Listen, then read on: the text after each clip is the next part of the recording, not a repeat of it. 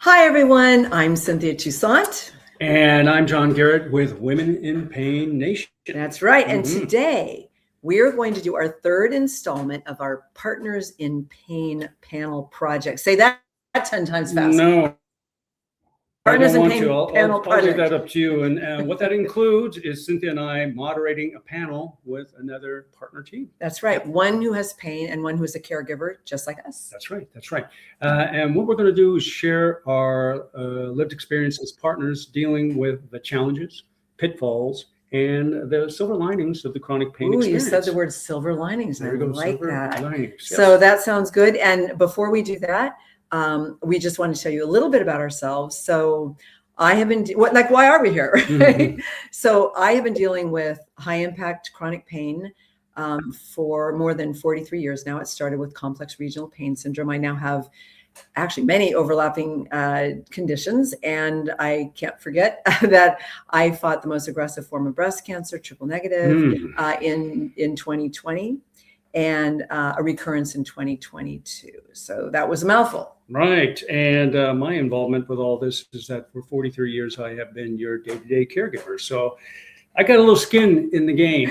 Your hands are chapped. Yes, I need a little lubricant. You got a lot of skin in the game. Thank you. I will. So, I'll apply some after the show. So now you get the distinct honor of introducing our panel partner. I can't say it. our guests. Our Partners in Pain panelists. Right. Yes, thank you. No, what were we going to call them? We changed. Oh no. Okay, we lost it. Okay, so we're going to do that. Well, we pick it up from here. So anyway, yes. So today, I'll think of it. Good. You think of it, and then you chime in when you finally get to it. So our partners today are Glenna McPartland. Partner team. There we go. Our partner team is Glenna McPartland and Christine McPartland. I like that. Yes. So let me tell you a little bit about these two. Before developing Ehlers-Danlos syndrome, Glenna was a preschool teacher, singer, songwriter, and former student at Berklee School of Music. Very, very impressive. Yes. You can find her music and healing poetry blog on Facebook and WordPress. Glenna's mom and caregiver, Christine, is a published writer-poet and strategic consultant at the insurance company Mass Mutual, with a graduate certificate in counseling psychology from Lesley University. Yes. Wow, these are really amazing, interesting people. So all of that said, welcome Glenna and Christine. Oh, hi guys, ladies, all the way from Connecticut. Yes. I know it's cold there. Thank you so much for being our guests today. We so appreciate you. It's been fun getting to know you. Thank you. Yes. Okay, so I want to mention before we jump into our topic, did I talk over you, Christine? Oh, no, I was just saying thanks for having us. Okay, thank you.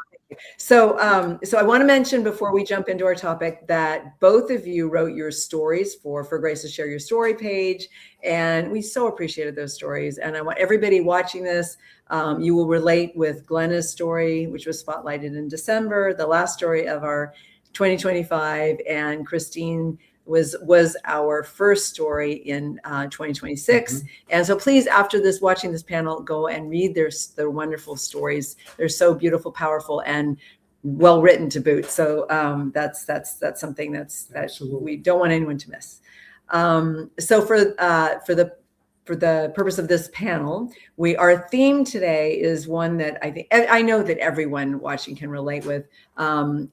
It's chronic pain and stepping out of the natural order of life. So I just want to jump into this really, really important topic, starting with you, Glenna. Can you tell me first a little bit about Ehlers-Danlos syndrome and when and how EDS knocked you out of, we're saying, the natural order of things? What did and what does that look like for you? So Ehlers-Danlos syndrome affects the connective tissue in your body, which is throughout your entire body. So there's not an organ system in sight that isn't somehow affected. And so a lot of times you'll hear like that people have, stomach symptoms, they're having heart symptoms, they're having all these things going on. They're seeing all these different specialists, and no one's really giving them an answer or an understanding of why, because it's just so many things going on. For me, I kind of lucked out, I'd say.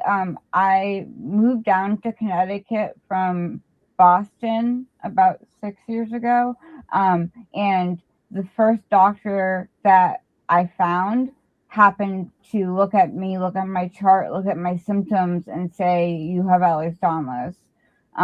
So I think I was I'd only been living in Connecticut like a couple months by that point. And I hadn't known, so like I had started having a lot of my joints dislocate frequently. I was getting sick a lot. I was in a lot of pain. And so I ended up, even though I moved down here, started working a job, and within like 2 months I couldn't work anymore. Wow. But I didn't know anybody because I never really lived here. So I kind of, it was really isolating. And Right. yeah.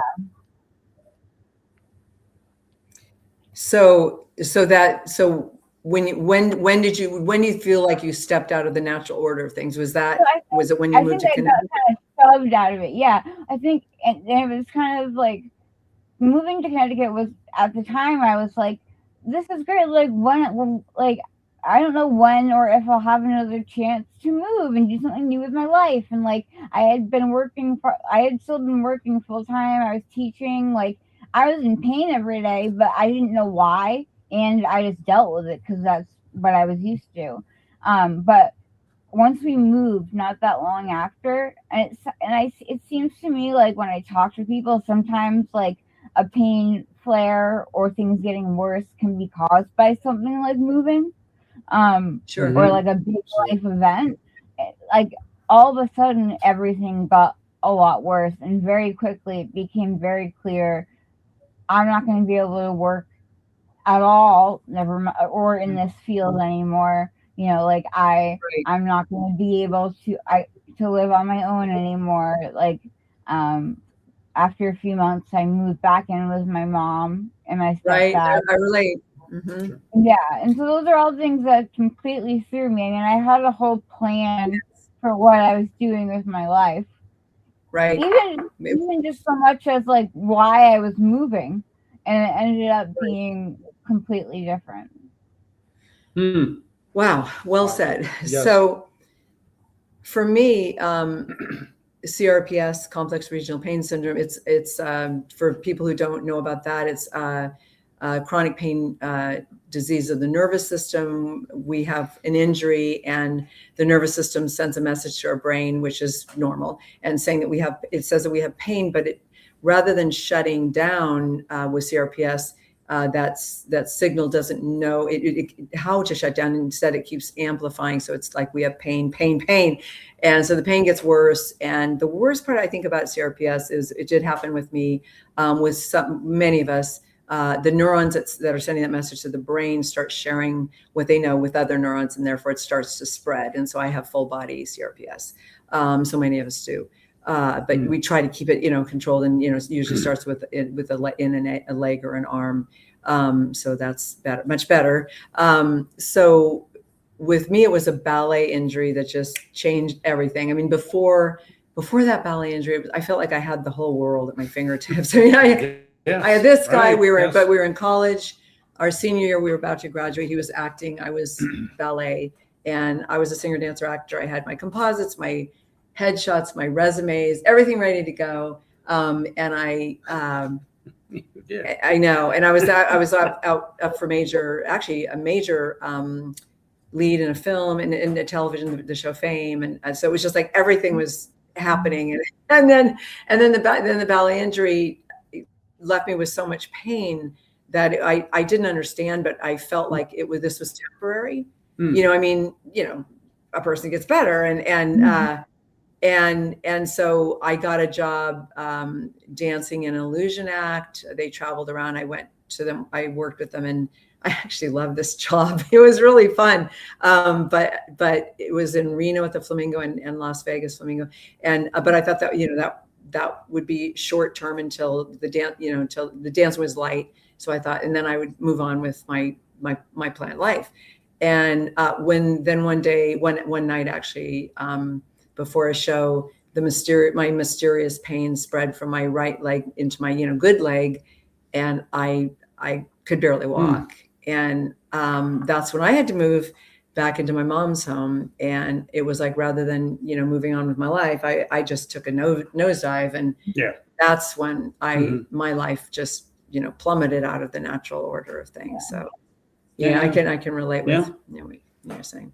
Okay. So that was going down memory lane. I know. Hold it. Yes. It's hard. Sometimes hard to relive, but I know everyone watching this is relating with that. Good times. Good times. Okay. Next question, Christine. This is for this is where the caregivers come in. Christine, when did you, as the primary caregiver, step out of the natural order of things, and how did you respond to that tectonic shift? So I think picking up on what Glenna was saying, we decided to move down to Connecticut primarily because I have a stepson that has schizophrenia and was having a difficult time and had just lost his mom, who had a lot of illness and bipolar.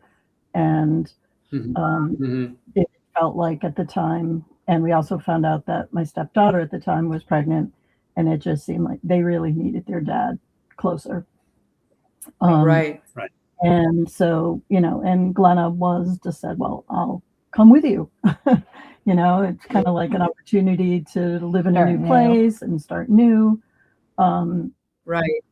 And so, I think, we got her she was all set up in a new apartment. She was one town over from where we were living. But she was working actually, right down the street from our house at the childcare place where she was working. And I think just gradually, like she was saying, things just kept happening. Since the time she was born, practically, there were a lot of things that happened to her. And I think when we did get her diagnosis of EDS, it's one of those things where part of you is like relieved to have a diagnosis because it makes things make sense. That's exactly what I was going to say. It's a framework. Yeah, it's like, wow, all these seemingly random things that no doctor through all these years ever really put together or blamed on, like mental health or right. She had she had tight Achilles tendons when she was really little and had trouble walking. After a point, they had put her in casts to try to stretch them out. She walked on her tiptoes. She had, she was born with a hernia. She started having, GI issues related to that. She developed like acid reflux really early, like she would just be out running around on the soccer field. And, a children's hospital doctor spent a lot of time trying to understand what was going on. We thought she was kind of just, why was she always falling? And she was clumsy, her knees would hyperextend backwards. Wow. And those sorts of not things. Normal. That's not But you didn't, but no, red flag. Anybody at the time was putting it should be a red together. flag, but nobody put a red flag. But I said not normal. It's normal if you have EDS. Yeah. And so I think when we got down here, then as she was saying, she had started seeing a chiropractor for just because her back, she was picking up the kids a lot. Her back was hurting a little bit more. But I should say, if you have EDS, you be seeing a chiropractor is extremely dangerous. Yeah. I didn't know I had EDS yet. I'm saying this for viewers too. Like a standard chiropractor, it's really dangerous to have someone work on your neck in that way. Same with someone with CRPS. I did it once. It was just a disaster. Yeah. Though the information he gave to us, where we could see all the things going on around her neck and the things at the top of her spine, and like when they laid out the treatment program, you were like, wow. And then you kind of felt hopeful, but then things started dislocating. She got sick often. She started dropping weight, even though nothing had changed about her her diet and meal plan. Really? She would have these drop attacks. And so here she was, almost a half hour away from me. And if I didn't hear from her because she slept late or sometimes I would call her, I could tell her voice sounded slurry. And she would have these drop attacks and she'd hit her head, she would have a concussion. Sometimes it would happen in her, and she'd hit the hard floor, or it happened out on her patio. So I think it was, her eyes were, but like she said, there's connective tissue everywhere in her body. We knew she had some strabismus eye issues that had been identified when she was younger, but that suddenly got much worse. So it was like, see straight. So we never quite knew if she was safe on her own, even just walking around, if she was going to be passed out. She couldn't drive, and she would become sicker and sicker. So, I think, the big shift was really deciding she's not safe to be there. Yeah. Sounds familiar. And the amount of, it was like, I felt like if I didn't hear from her, I'm immediately thinking, did she hit her head? Is she passed out on the floor? Concussion, right? Is she okay? So, that decision, it was a big decision to kind of know that she loses some independence, but there was not a second thought about, I need her here so that I can make sure she's safe. And if she's falling, hopefully I hear her. If she needs something, she can call me. Right. I think you were wise. Yeah. Very loving.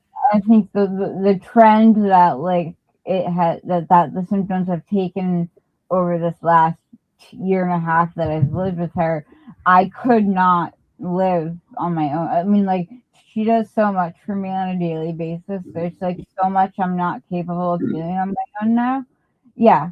And I'm so grateful to have I'll say, like, I get to like be here and like be in a house with my family upstairs. I don't have to be separate or be on my own or be trying to figure everything out. So it definitely, I mean, we didn't know how the last few years were going to play out, but easily, I mean, there's just so much that you do for me that I wouldn't be able to do for myself. Well, and it's, again, same here. We've been talking about it because it gets, what you're going to do, it's like, Mama Bear kicks in.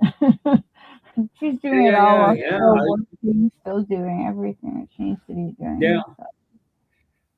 I Christina, I can relate so much to your experience. Thank you, again, for the courage to share all that. Because, as a caregiver, I definitely feel so much of this.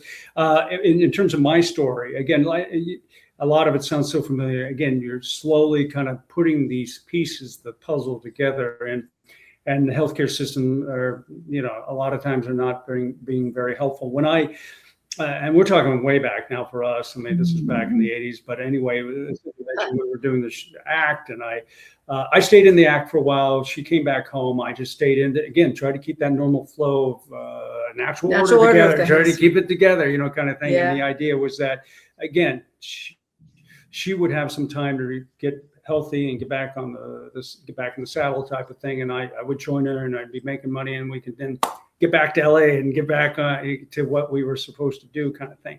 And that was working out fine. But again, the days and months and all that stuff just kept on piling up. So like you, Christine, I think, I decided, okay, this is not working. So and though she was at home and her mom was doing a wonderful job with her, taking care of her, I felt, if I could come in there, maybe, we could synergize the effort and, get this thing going. Plus, all the doctors said it was in my head. Right. And my mom kept saying, we need a man. My father, speaking of schizophrenia, he had paranoid schizophrenia. He committed suicide when I was just 8.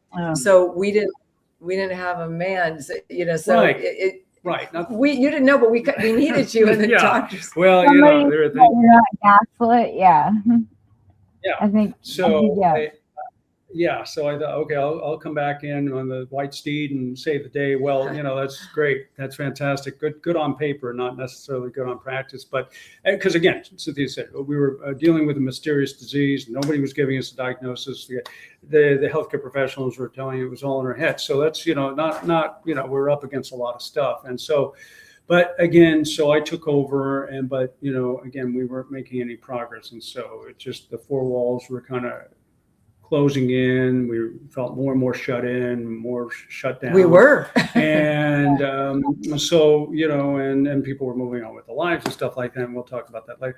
But that was the prevailing feeling at that time. And then, but in terms of what I was feeling, in terms of how I was responding to this tectonic shift, as I said, is that I just felt utter and absolute disorientation, because I didn't know what we were dealing with. I mean, I knew she was in pain. I believed her. I trusted her completely, but nobody was giving us any answers. So, and I hadn't signed up to be a caregiver in my, my.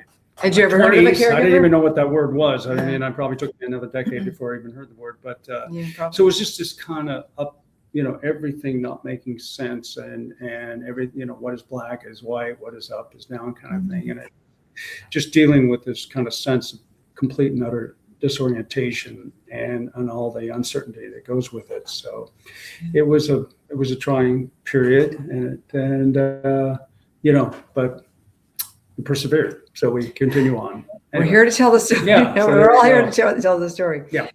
Glenna, how did your family and friends respond to your falling out of step? I think like with friends, it was different, like because I just moved out to a new state, so I didn't have any local friends like down here. So the friends that I stay in touch with are all like we stay in touch with via social media more and like video chat. So I don't really have like a friend group that I am close enough to see in person, which is like unfortunate. And that's one thing I think, like, because I got so sick once I moved down here so quickly, that just didn't happen for me. But the friends that I do have been very supportive in the ways that they can be. But I mean, my family, like when we first found out, I think my mom and I have very similar reactions to things. I think we both kind of dove into doing a lot of research about everything Ehlers-Danlos syndrome, Right. and really wanting to understand it and also into chronic pain. And like that was like, I think both of our way of managing our anxiety as I tried to like find the right providers and the right people. And, I didn't know what I was supposed to be doing. I was getting new symptoms every day. Symptoms would show up and disappear. It was really disorienting. So I think like one of the things that was helpful for us was to do a lot of like research and reading. Whereas my dad is like the opposite. Like my dad kind of just like put a wall up and for a little while was like, no, it'll get better. And but Dad, this isn't the kind of thing that gets better. No, it'll get better. It's and so he kind of like put a blockade up for a while and didn't want to learn about it.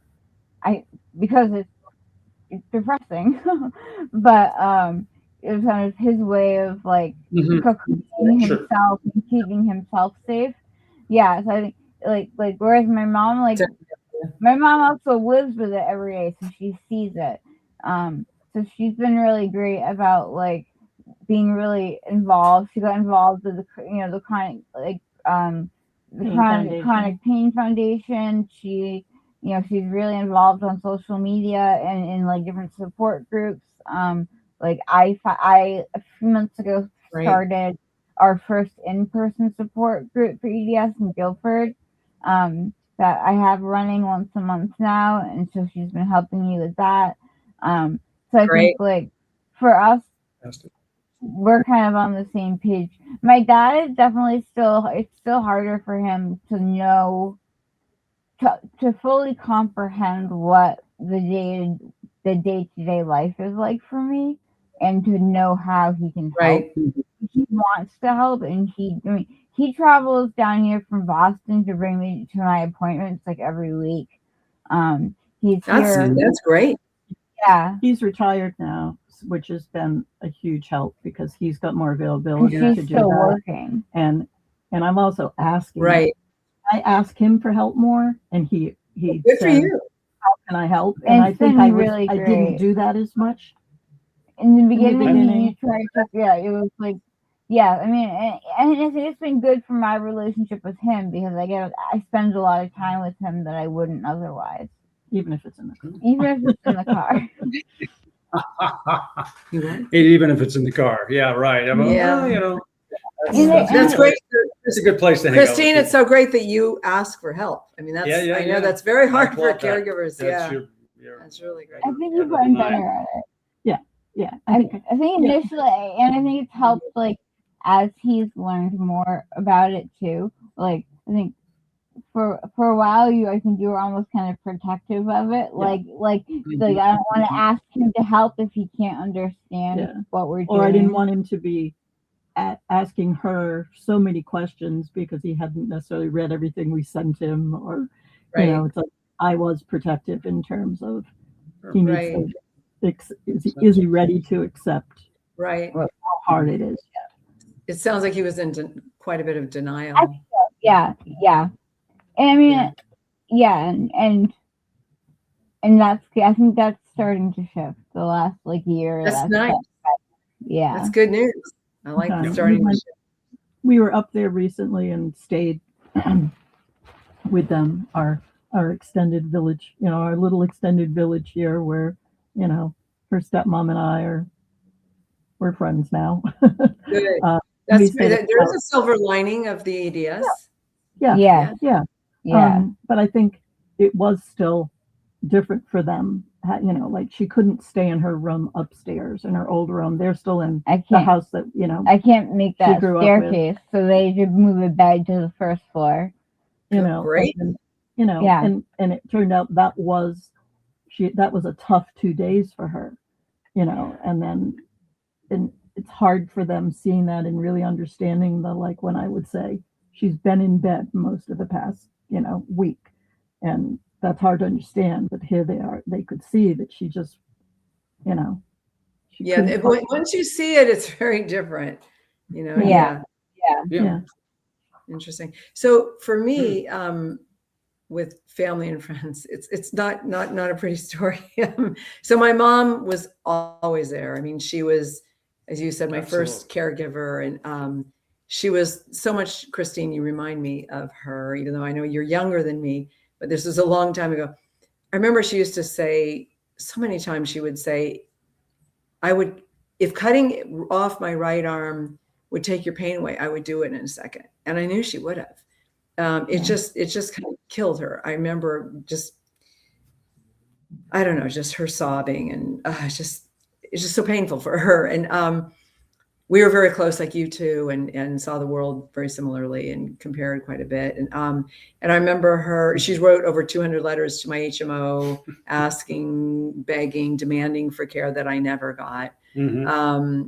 She was always typing, away. And then I remember one time when we were refused at an appointment that we had that was scheduled at that HMO. I remember she picked up my wheelchair out in the parking lot and just banged it into the car over and over, like how she could have that strength, I didn't know. And she just was yelling, "They're killing my daughter," or "Nobody cares," and things like that. So I mean, this is what it does to a loved one. I come from a very dysfunctional family. And my siblings were completely unhelpful. So a couple of them kind of stuck around as long as I was going to get well. They were there for a short period of time. And then once they realized I wasn't, they were gone. And then they didn't believe me. So that's one reason, obviously people leave. And then, I mean, there's just so many, and then sadly for me with friends, when we didn't have social media back then, and I was very young, 21, and I'd gone from having kind of everything to this, really horror, of a life. And I was bedridden 10 years, and I couldn't talk. And so my friends, they left too. And I guess part of it was fear. Maybe it was easier to say she was making it up. I don't know. I think that they also kind of thought maybe what I had was contagious. I didn't have a diagnosis. That was unhelpful. But I think they thought, if it could happen to Cynthia, it could happen to me. I think there was that. I think with college, maybe roommates, they thought it was going to hold them back. There's just so many reasons. It's so hard at that age too, because that's like the age where like you normally will form the friendships that will last. Good point. Like through that next phase of your life, because I missed out on that too. I think that's a very small like fraction of time where like if your college roommates or your college friends usually are the ones that you stay in touch with in the future. Sure. If you don't get that, then you have this void. Absolutely. Well And that's and that's the natural order of things, right? I mean, those friends were gone. I have one person in my life other than you, because we lost my mom last year. And so I only have one, but she had Alzheimer's for like 20 years, really, really severe in the last 10 years. So I don't think she could remember, though she never questioned my wheelchair. I always noticed that she never questioned it. Yeah.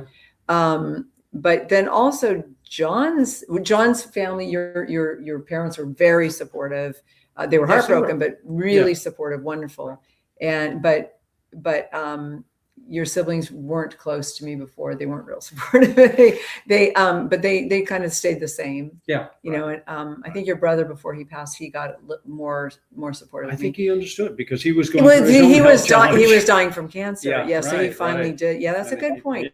He and I did start getting close. You got to be able to relate on a certain level. Point. Right. Yes. Yeah. So, he was older at that point. And then, but what really bothered me too was that John's friends, like your college roommates, they left him. It was like because of association. It was sort of like guilty by association. And I thought, well, he's the hero. He sticks with me. So you guys are going to leave him? Really? I mean, that was devastating to me that all of your friends left us. I mean, I like, wow. So we were alone, except for my mom. Yeah. Yeah. Right. So I mean, that's been devastating. Right. So, wow. This is a hard conversation, isn't it? It is what it is. This is what happens with, chronic. This is the truth. Serious chronic. Yeah. I do find I text with, my sister has been very supportive, but she also had my nephew who's now 40 in his early 40s. He's been cancer free now for like 12 years, but they found a brain tumor when he was in college, and fortunately the radiation and such, he's legally blind, but he is able to work and he is able to see more now. So I mean, she went through a lot with him. And I have a small group of college friends and a couple of other friends, that we had babies together when we were in Massachusetts and such, who I stay in touch with. We don't talk on the phone as much. I mean, we text a lot. I mean, I think I do sometimes.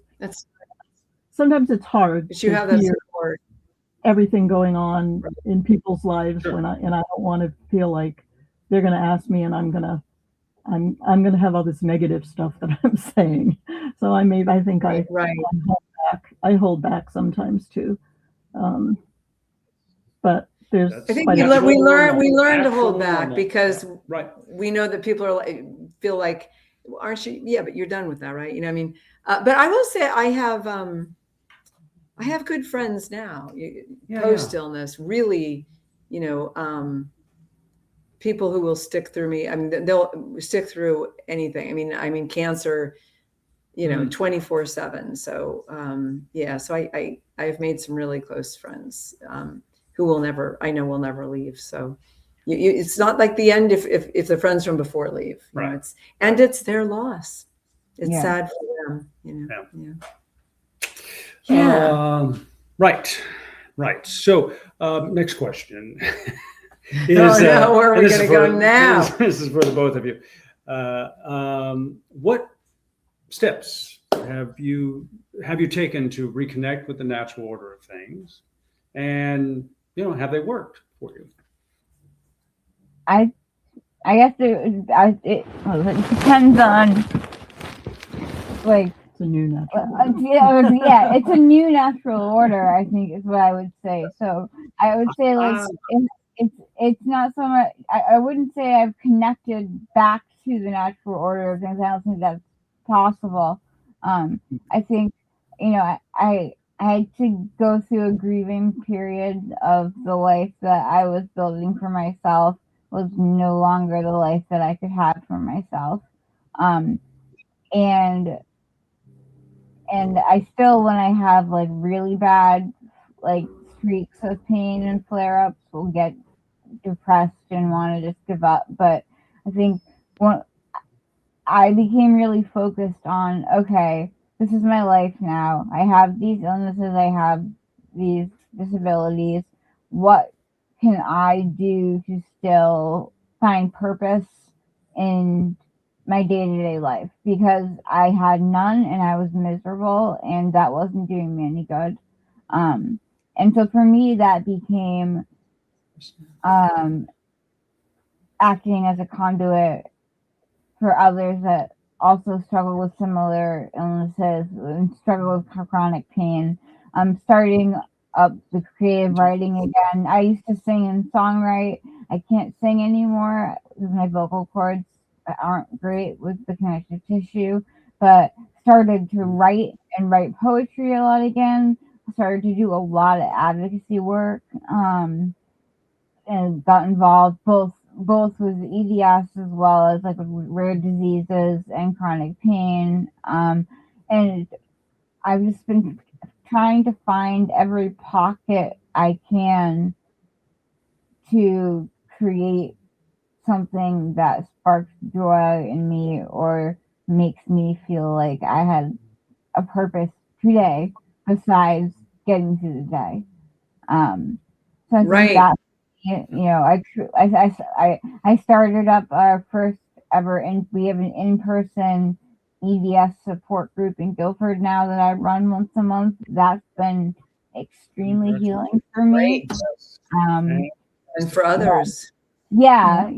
I think I had we had a couple months ago we had one of our meetings where everyone no one showed up. I just, I wish it's like that happens sometimes because you're we've been there. Everyone kept apologizing, and I was like, you don't have to apologize for not being able to get here. I was like, but I'm gonna keep having it because it's so helpful and for me to have it as it is for everyone else.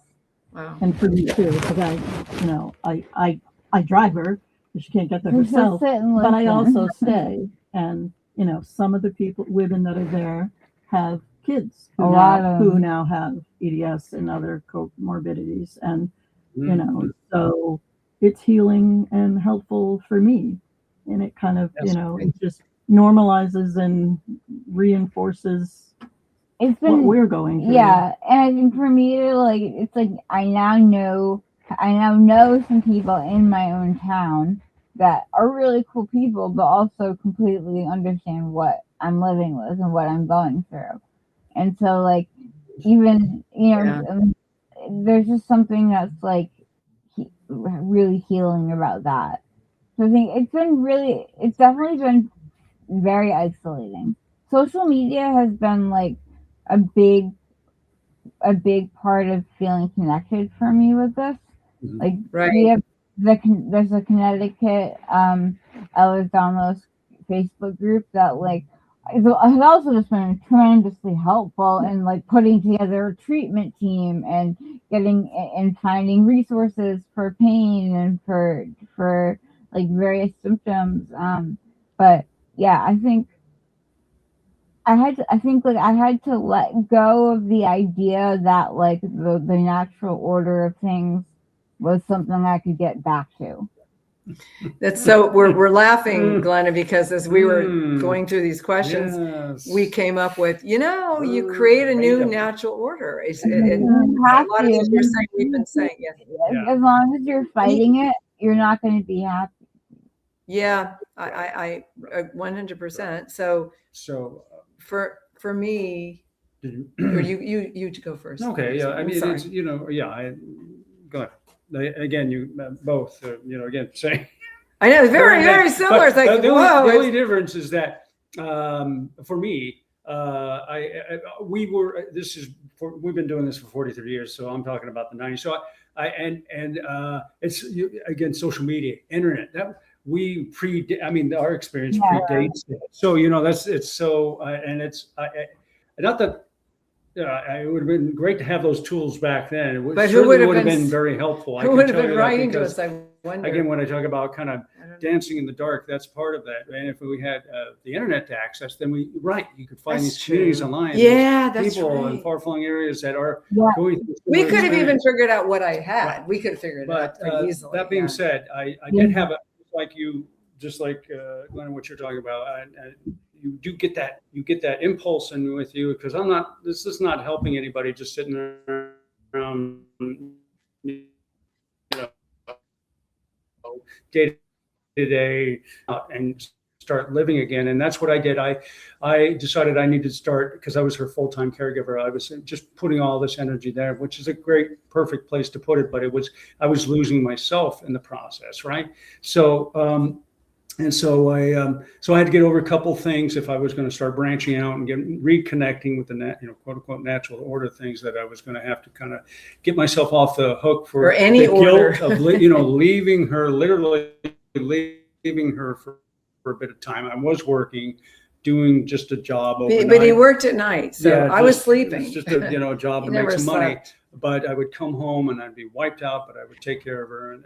But the point is, I wasn't doing anything for myself. So I had to relieve myself of the guilt of leaving her maybe for a couple hours a day. And I was not helpful, because I was really, I was threatened by you leaving. Yeah, right. There you go. So you had Yeah. that. And also, I dealing with the idea that I somehow failed her, I had that great idea of coming in and fixing everything. It didn't quite work out. So anyway, I had to get over that stuff. But anyway, I did find that, like you said, what would give me joy? What would give me purpose? And so for that, I reached out and I found out about something called a simplicity circle, which is, again, like 10 or 12 people that just hang out once or twice a month and talk about how to simplify your life. Now, which is ironic, because my life was pretty darn simple at the time. Yeah. So I was saying, Very small. Ways too. Yeah, but it's about decluttering and leaving a smaller footprint on the world and things of that nature, which of course still apply in our day and age. But so anyway, it did speak to me, and was able to be having my own. Also, it's a great group. I actually joined you, and I love this group of people. She finally joined me. Also, love nature, love to get out in nature. So even here in Los Angeles, though, there's not a lot of that going on, and not a lot of green space, but there are community gardens. And so I joined the community garden.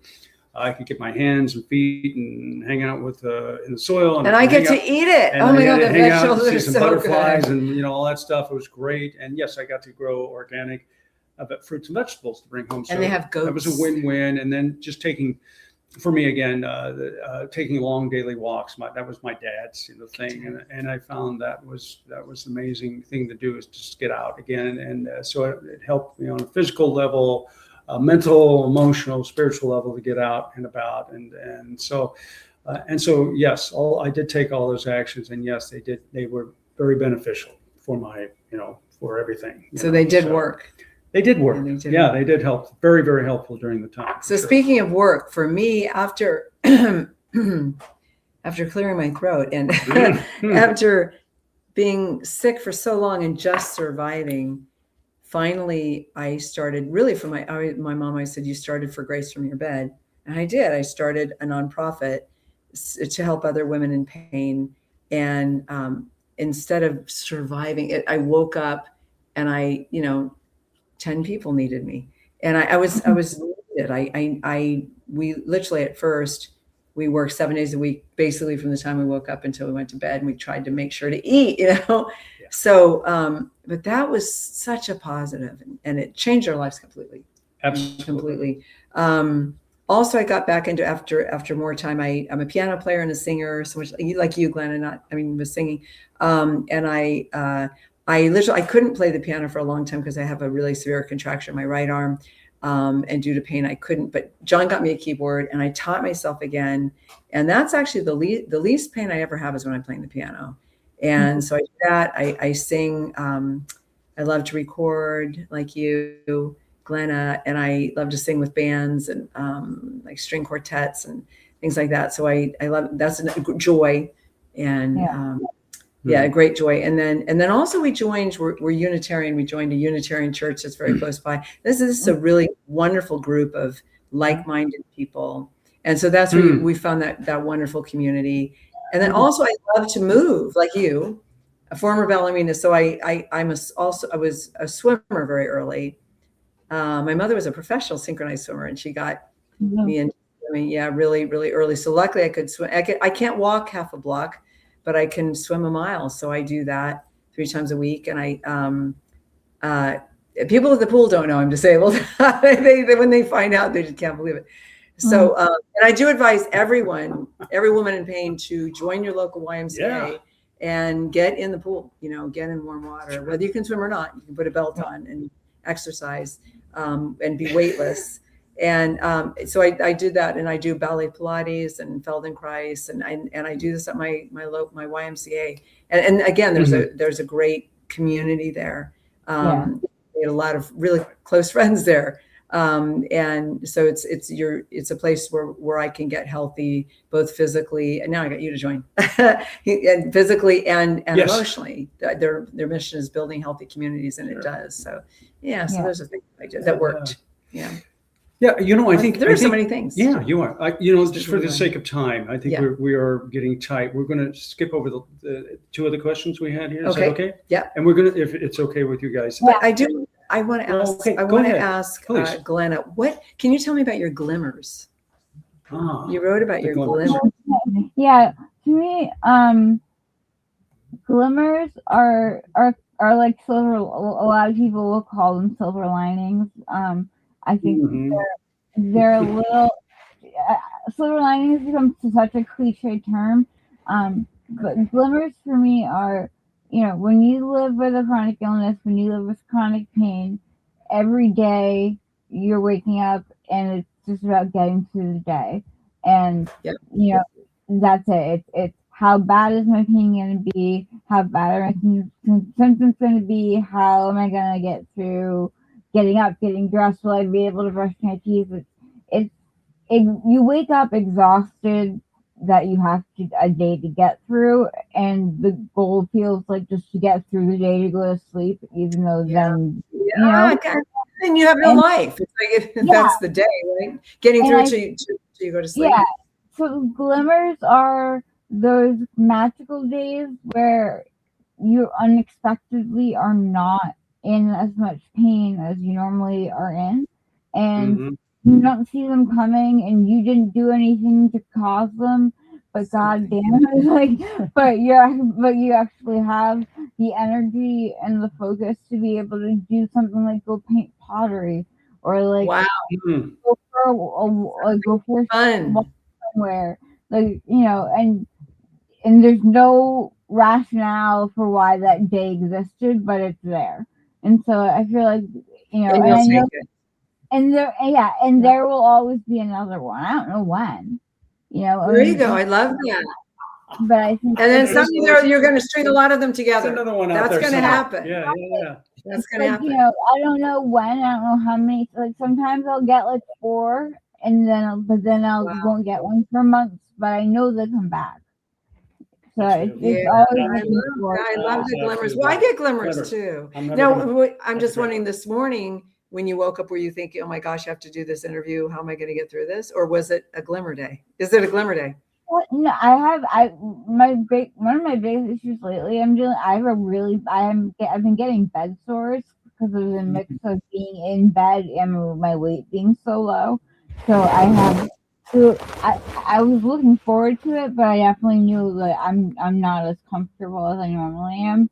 I'm kind of in this catch-22 of like, I need to be in bed resting, but I'm not healing because I'm in bed resting. Right, because it's depressing to be in bed resting a lot.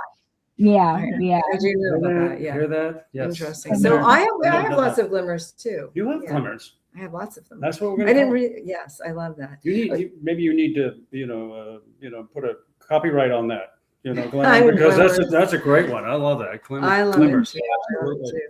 Absolutely. Yes. I saw a hummingbird outside Uh-oh. while you were talking about glimmers, and I'm going to name that hummingbird Glimmer because our hummingbirds will come back. Right now. Yeah, there you go.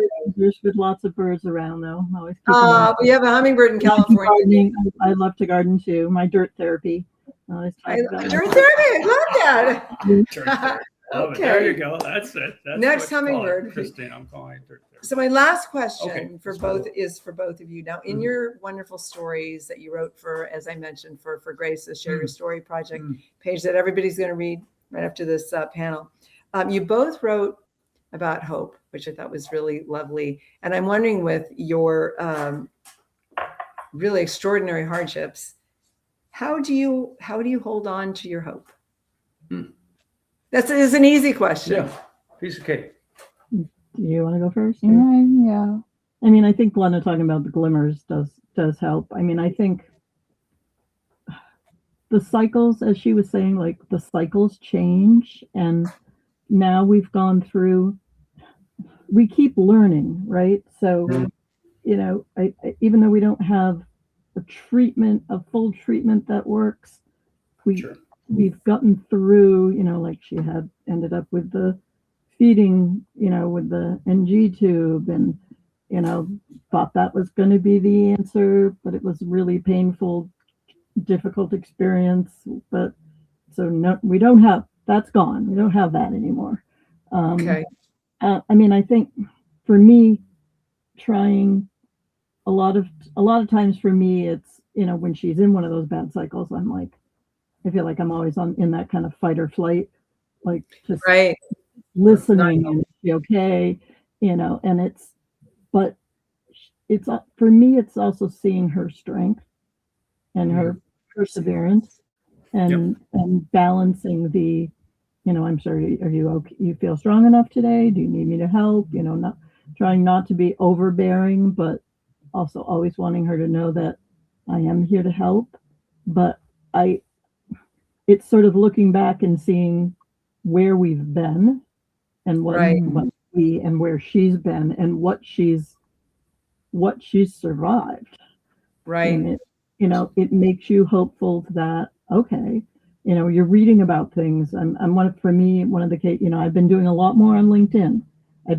So that means all of my work network is seeing, I shared the For Grace Oh, nice. stories. Yeah.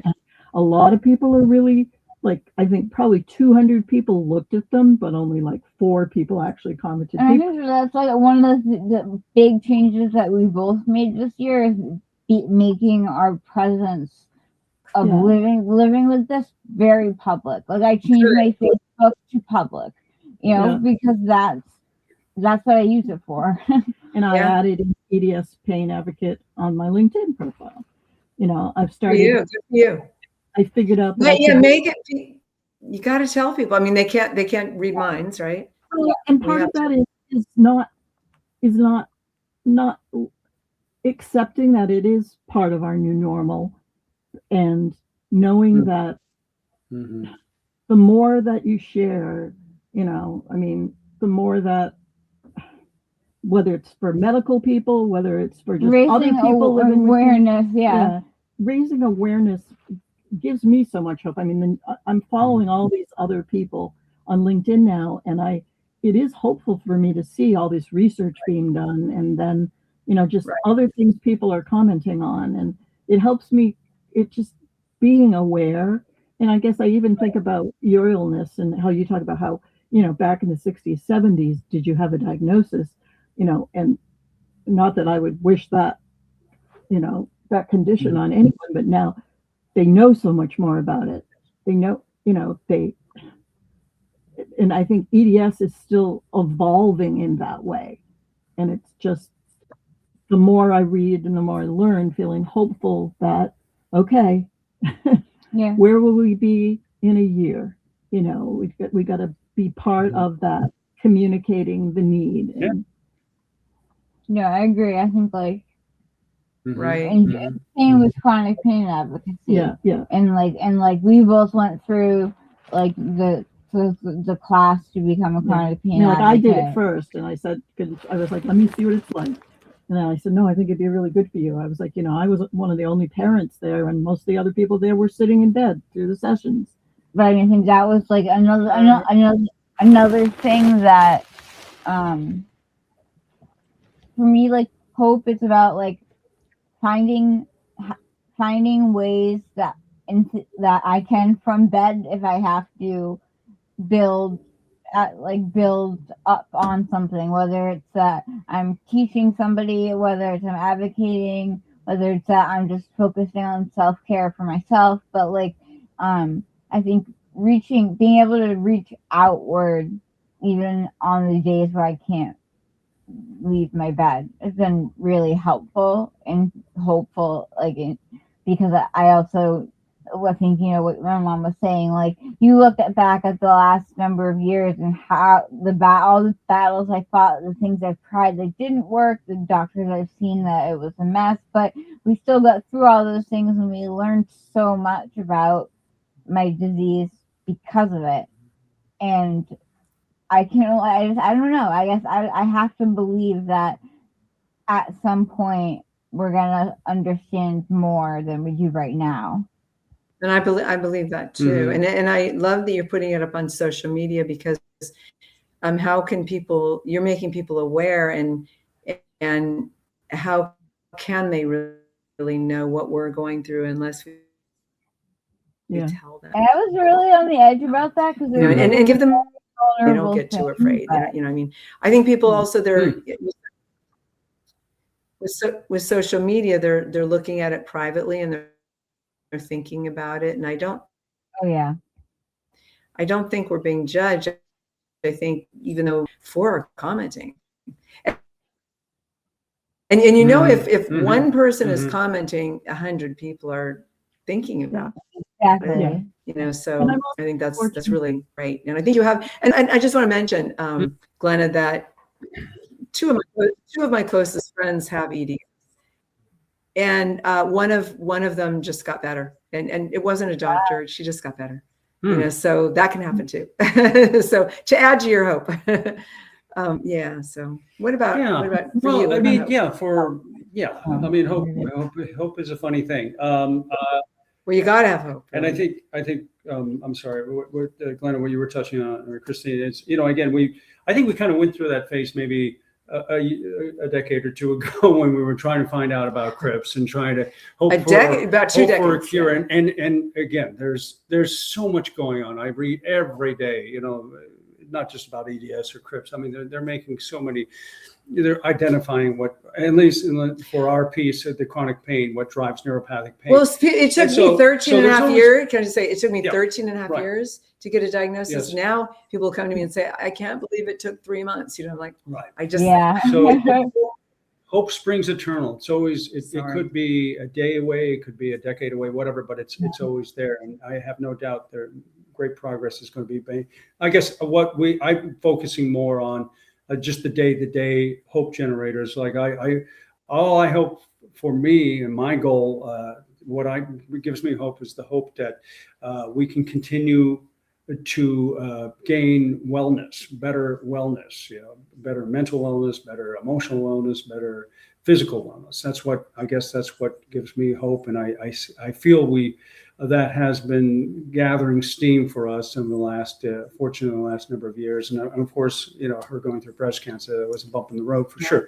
But well, that was worse than pain. You know, so you know, that was. But we are, you know, I continue to do that, and part of that is, again, yes, doing things like, I guess, you know, better eating, better sleeping, better, more exercise, but also, you know, again, removing, you know, toxic people from our lives. Very dysfunctional Cynthia family. touched on that. So, I mean, that has been a big, you know, very helpful thing. So, yes, huge. But, you know, so that's where my hope lies day to day. But But I think, Glenna, I think you touched on this, and independently, because as we were running these questions ourselves, is what popped in my head, and you mentioned this, in your brilliance there, is that who made up these rules? I mean, what is the natural order? Who made up these natural order rules? I mean, we've been struggling to get back to this natural order thing, but wait, who made the rules? Why are we doing that? And because we don't, maybe we have our own natural order now, right? You're, as you said, it has to be, So, and I think that we can accept that. We're not going to follow the rules, right? And that's where hope lies a lot. Is absolutely coming up with our new natural order, as you just said. Well, and if you think about it, how many people without pain really live the life that they planned? Most people don't. So I mean, we're breaking the natural order rules. Yeah, that's it. We're changing them, right? We're making it up as we go along, kind of thing. Yeah. And for me, like with hope, I'm aware, as we all are, that we don't control so many things, but what we can control is our reaction, our response to things. And I kind of decide, well, I don't even think about it anymore, but do I want to greet the day or a new person with a smile or a frown? I mean, really, that is my choice. And at my Y in the pool, I'm known as like the official greeter. and I love that, meeting people and getting everyone to know each other and just spreading that kind of that kindness. And I guess, I mean, I've heard more than a couple of times, my gosh, with everything you've got going on, I don't know how you have that big smile, but I wouldn't know how not to have it. You have a lot of positive energy. Mm-hmm. Yeah. Mm-hmm. It's just being positive. And also I think Glenn, you brought up self-care. If we didn't have hope, I mean, I'm really big into a cancer hustle diet. It's I eat fish, but other than that, it's vegan. I love it. And exercise, exercise, and getting good sleep. And for me, I meditate. I do mantras. I do ancestral healing. I pray every day. I mean, we do all the joyful things that we mentioned in music. Yeah. If we didn't have hope, why would we do those things? Yeah. So I think, Yep. yeah. Right. There's just always hope. The only time there isn't hope is when we give up. Is if we give up and just go to bed, which is okay, like for 5 hours.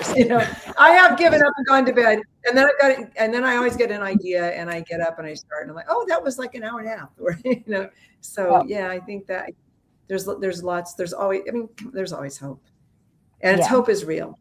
Yeah, we make it real. So what? We are so out of time. That's what I said. We could talk forever. Yes. I mean, this is such a great conversation, you guys. Tremendous. Yeah. And thank you for being so candid and just so real, and with your pain and caregiver experience. And I think we related very, very closely. And I love this conversation. Thank you. Just healing for us too. Yay! Oh, beautiful. And it's healing for everybody who's watching. I feel the lovely vibe all around, even though you're in a foot and a half of snow there.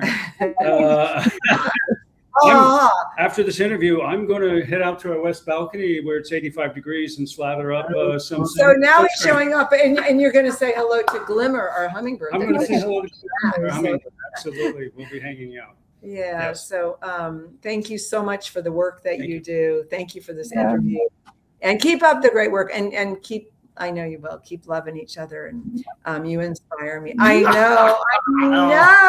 There you go. Nothing like a mother's love fest. Okay. Yeah. Thank you, ladies, Thank so you. much. And thank you, everybody else, so much for watching this episode, this Partners in Pain panel project. Say that 10 You're going to get that down someday. I think I did get it that time. I was impressed with that. Okay. So we actually, this was such a great topic that we took on today with Glenna McPartland and Christine King. And we learned so much from them about chronic pain and stepping out or falling out of the natural order of things, and that, we recreate our what is Yes. what is normal anyway. Who made up I these know everybody rules? can relate with this. So in the comment section below, please tell us all about your natural order or not, or your new natural order.